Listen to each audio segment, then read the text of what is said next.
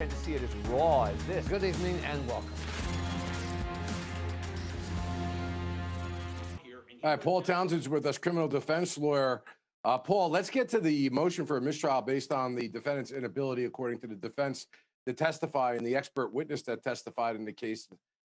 What are your thoughts about this wild kind of procedure that goes on so late? And I would like you to address, this doctor's had this case since March. Why are we hearing it now at this stage? Well, Bob, there's just so much to talk about from this testimony, and I think really the defense should be commended for the way they put him on.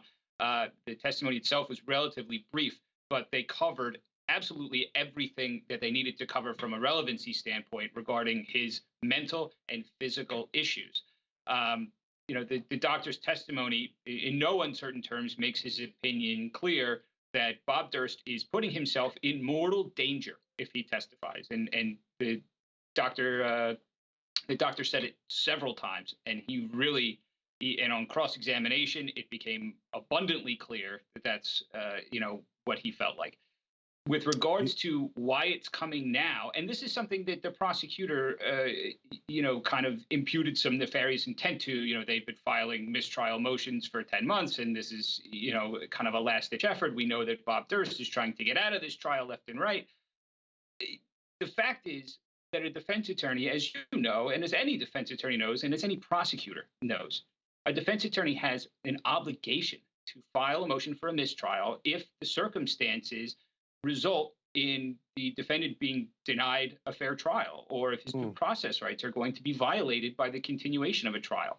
So if there are 10 motions for a mistrial, if there are 10 legitimate reasons to a defense attorney to make a motion for a mistrial, then there's nothing wrong with that. It's not improper. And in fact, it's a requirement, an ethical responsibility for a defense attorney to file 10 mistrial motions.